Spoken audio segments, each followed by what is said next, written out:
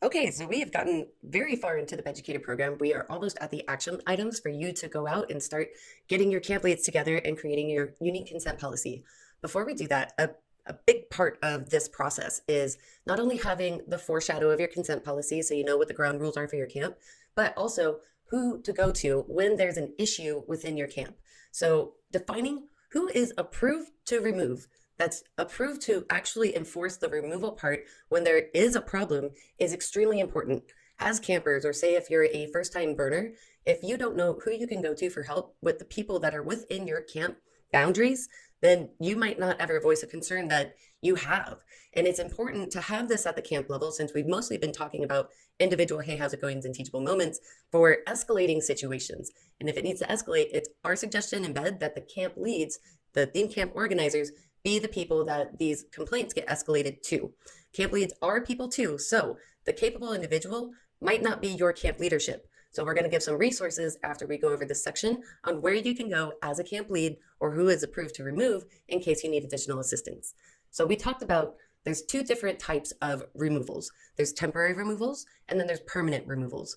A temporary removal could be you're intoxicated and you need to either leave camp or go sleep it off, where you can come back the next day and then get your teachable moment. For permanent removals, that's for more severe issues surrounding all 11 of the principles, including consent. The consent enforcement process is a tool for those approved to remove to fall back on, so that way you can reach for something tangible when you don't know what to do otherwise. It's allowed our other educated camps to feel much more confident in responding to issues as they've popped up. So who is approved to remove? In bed, it's us as the TCOs, the bed heads, and we have a document with our three-step consent enforcement process for you to be able to see the names of the people that you can go to. We take it a step further and have a camp conduct lead, formerly known as our camp culture lead, who is the voice of the camp that the campers can go to in case the complaint is about the bed heads or the TCOs. So this way, if say my position is intimidating to make a complaint against, they can go to the camp conduct lead and they can start the consent enforcement process amongst leadership. For leaders themselves, if there is a camper that comes to you and has a complaint, you go through the consent enforcement process starting with the hey, how's it going? You go over to the person who has made a complaint, consent or otherwise. Hey, how's it going? Get their side of the situation, unassumingly, just gathering information. For the person who is being accused, you do the same exact thing. Give them a hey, how's it going? You don't want the situation to escalate. Gather the information and keep a very neutral tone. Once you have those two sides of the story, sometimes a teachable moment is to both parties, depending on what the situation is. So if the teachable moment is verbally putting the line in the sand and they do it again, or it's so severe that you're just going into removal, the TCOs that are named on your camp consent policy document or on your consent enforcement process document, you guys lean on each other now. You're able to take a vote so you can talk about the information that you gathered from the hey, how's it going? And then you come back with the teachable moment to either the person that was accused or even mediate a situation if it's not something so severe and that's something that the person making the complaint wants to do, so we can try and again change the behavior. If the vote is removal and it's a permanent removal, it should be foreshadowed before going to Burning Man what that looks like if you are at Burning Man itself. Does that mean you have to pack up and go to open camping? Are you going to give them water?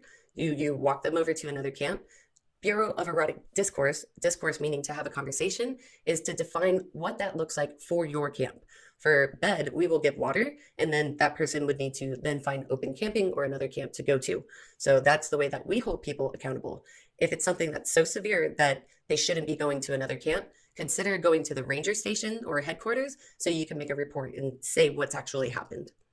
It's really important for these new burners to know who they can go to so they feel confident that their voice can be heard. If you have never been to Burning Man before and you do really need to voice something amongst the people in your camp that are doing all of this planning to make sure that you're going to have a great time and that you're being safe while you're out there, you need to be able to put a picture of who those people are. When you do your bed talk, it's highly encouraged to have the people who are approved to remove wave their hand, say, hey, I'm Momo. I'm one of the people that you can come to if you have any issues within the camp, and you can bring any incidents to me. What we found is people will likely voice problems that happened at Burning Man after Burning Man. So it's good to have this process handy for when those complaints start to pop up, including if they are related to consent. You go through the same, hey, how's it going? Teachable moment, and then you vote on removal if they're disinvited to the camp again. So that way you can respond to anyone that's making the complaint to make your camp a better place and actually hearing the voices of the people who are camping next to you so that you're dealing with issues and not just putting them to the wayside. We're a community that supports each other and looks out for each other. And this is a program and a process that we're giving to you on how you can do that within your camp so people feel safe enough to return. When someone makes a complaint and say it's about someone who is either a leader or they are a sub-leader, we call ours our camp leads in training or our CLITs. What we have done in the past is we will temporarily suspend that person's leadership or participation within the camp if they're not a leader, so we can do the investigation of the hey, how's it going, to hopefully deliver a teachable moment. If the vote is on removal, we tell them why they are being removed, and we stay cautious about naming anyone, especially if people are wanting to stay confidential. Camp leads are the ones that have the authority to say, yes, this person can camp with us, or no, this person can't. So by having that authority, you are holding some power for people to be able to come back into your camp. And that gives people a reason to stay within your consent policy because you want to create a certain type of culture within your camp. And if people aren't going to be the types of people that you want there, and they're making your other campers or other burners feel unsafe, the way that we can hold those campers accountable is by not inviting them back.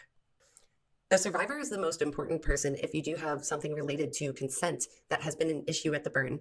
This is where we are socially holding people accountable when we are next to the people that we are camping with, right? There's not enough processes in place. So you as the camp lead and your camp itself and the BEDucator are starting to create this safer environment for people to be in. We don't have that in the default world. We don't have that with our judicial system most of the time, right? So we have to be the people that are the change. And this is not an easy step by any means. And if you need support, you could always reach out to BED just to check your process or to get any mentorship from us. We're happy to help. And we have done this quite a few times when it comes to people reaching out and seeing the success of other educated camps actually handling their issues, because we don't think it's going to happen. And when it does, it has been so useful for the camps that have gone through this program and know that they have us as a resource to bounce ideas off of, or just to check and make sure that they're going through this process as correctly as they can. Always make sure that you are checking in on the survivor if there is any survivors. If it's a small issue, you want to let the person know making any sort of complaint where you are in that process. A lot of the times when you say something and then there's just silence, it's nerve-wracking. That person's going to sleep thinking about, are they even handling my issue? So even if it's very slow, give them updates. And once it's closed, whatever your vote is for yes or no for this person to stay in camp, communicate it. And know that you're going to need to communicate whatever your vote is when someone comes to you with a complaint. And if you don't, it's just as bad as allowing someone to stay around that has done something terrible. Continue to check in with survivors if you have any. Just knowing that they have support because they're going to be going through this traumatic response of what happened to them. It's good to know that there are people there that care, and we want to make sure that they are in a good place, or if they need any assistance, that they can lean on you or other people within the camp, or get them references to therapists. We want to make sure that our people are okay. This process is not fun, but it's good to have it in case something happens, and that's the approve to remove.